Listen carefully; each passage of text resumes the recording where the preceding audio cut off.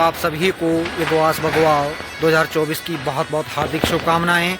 और आज के इस वीडियो में, इस ब्लॉग में आप सभी का तहे दिल से हार्दिक स्वागत अभिनंदन करता हूं। और आज है 12 नवंबर 2024 और आज मनाई जा रही है इगवास बगवाल। तो आज हूं मैं बागेश्वर में, और बागेश्वर में शाम का ये समय है जहां पर लोग इगवास बगवाल की खुशियां मना रहे हैं। बड़े हर्ष और उल्लास के साथ पटाखे जला के इस बगवाल का आनंद ले रहे हैं। तो इगवास बगवाल में यहाँ के लोगों ने जो विशेष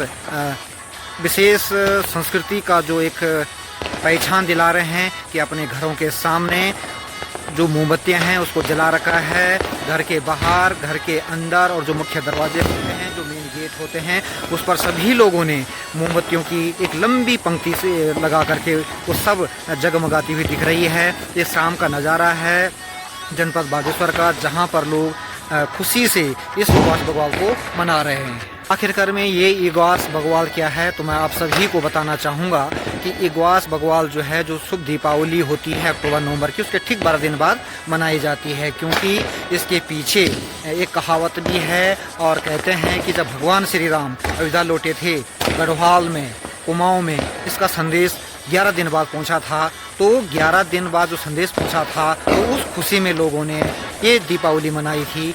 तो ये है इगवास बगवाल। दूसरी कहावत है, दूसरी जो एक धारणा है, वो ये कहते हैं कि हमारे जो वीर भड़ हुए थे, वीर माधो सिंह भंडारी, जिन्होंने जन सेवा में, जिन्होंने अपने कृषि को सिंचित करने के लिए अपने पुत्र की बलि दे दी थी, ताकि हमारे जो खेत हैं, ये हम मलेथा में, क्योंकि मलेथा के रहने वाले थे, तो मलेथा में बारिश नहीं हो रही थी, सारे खेत सूखे पड़ गए थे। तो उन्हें काली माँ की पूजा की थी। तो काली माँ ने भी उनकी एक परीक्षा ली थी कि यदि आप अपने पुत्र की बलि मुझे चढ़ाओगे तो मैं आपको पानी दूंगी। तो वीर वो भड़ थे, तो उन्होंने अपने पुत्र की बलि देकर जो है वहाँ पर पानी निकल गया था। तो वो वीर भड़ माधो सिंह के नेतृत्व में जब तिब्बत का युद्ध हुआ था, तो वो जीत कर आए थे। और ठीक 12 दिन बाद वो सैनिक गांव में पहुंचे थे। तो तब भी लोगों ने उनके स्वागत में, इस खुशी में कि हम जीत गए हैं, तो वहाँ पर उन्होंने दीपोत्सव के साथ उन सबका स्वागत किया था। तो ये है इगवास बगवाल, जो एक त्यौहार नहीं, एक सांस्कृतिक धरोहर है और हमारी उत्तराखंड की एक संस्कृति है। तो इगवास बगवाल मनाने का यही कारण है कि इस खुशी में मनाई जाती है। साथ ही जो हमारी परंपरा है, जो हमारी सांस्कृतिक धरोहर है, उसको सदा के लिए जीवित रखना है, इसलिए यहाँ पे इगवास बगवाल मनाई जाती है। और इस इगवास बगवाल का जो मुख्य आकर्षण है वो भैलो है। इगवास बगवाल का जो मुख्य आकर्षण है वो भैलो है। भैलो तो वो चीड़ की लकड़ी से बनाया जाता है, उससे तारों से बांधा जाता है, फिर उसको अपने सिर के चारों और पैरों के नीचे से घुमाया जाता है और उसमें एक गीत गाया जाता है, भैलो रे भैलो काकड़ी को रेलो, भैलो रे भैलो काकड़ी को रेलो, भैलो रे भैलो उजालो आलो, भैलो रे भैलो उजालो आलो, भैलो रे भैलो अंधारो भागालो, भैलो रे भैलो अंधारो भागालो। तो इस तरह के जो गीत हैं, यहाँ के लोकगीत, वो गाए जाते हैं इस इगवास बगवाल में।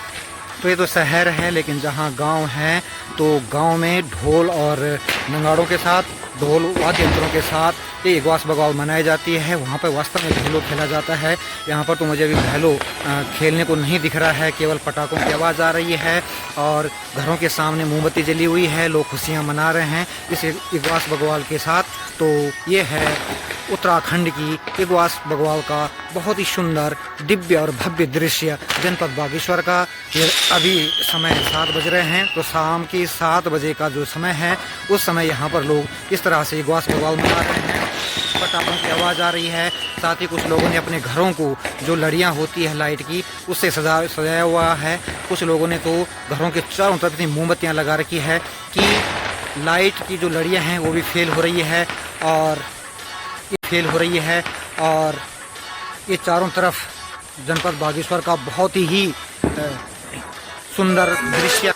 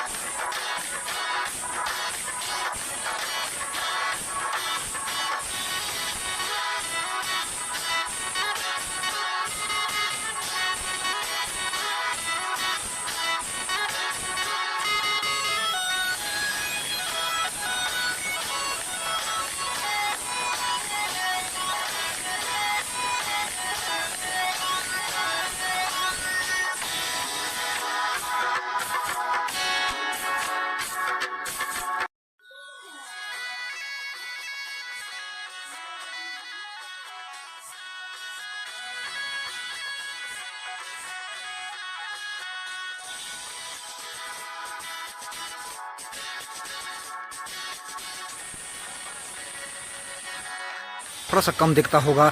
आप आजकल प्रातःकाल जो है चारों तरफ जो हमारी डांडी कांटियाँ हैं वहाँ पर इस तरह का एक कुहरा सा दिखता है, जबकि वो कुहरा नहीं है, वो एक धुंध टाइप की दिखाई देती है सुबह सुबह, क्योंकि दीपावली के बाद ही धुंध ही दिखाई देती है।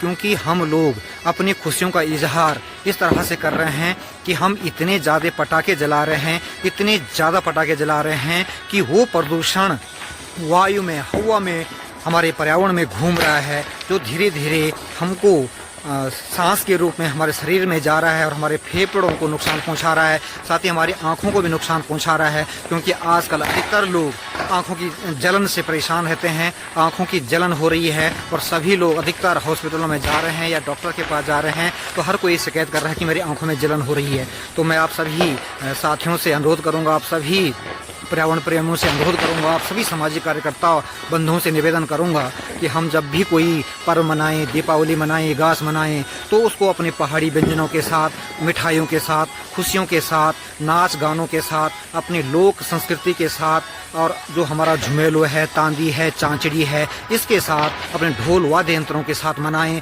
और पटाखों को कम से कम प्रयोग करें, ताकि हमारा ये पर्यावरण संरक्षण हो सके। पर्यावरण का विशेष में ध्यान रखना चाहिए, ताकि क्योंकि आज की जो खुशी है कल वो किसी विषम परिस्थिति में ना बदल जाए, इसका हमें विशेष ध्यान रखना है। तो क्योंकि आजकल आप इसका परीक्षण कर सकते हैं, इसको आप सुबह प्रातःकाल देख सकते हैं कि चारों तरफ इतनी धुंध छाई हुई है कि आगे पीछे कुछ दिखाई नहीं दे रहा है। हम तो ये सोचते हैं कि कुहारा है, जबकि कुहारा नहीं है। एक तरफ दूसरी तरफ हम सोच रहे हैं कि ठंड बढ़ गई है, इतनी ठंड अभी नहीं बढ़ी है।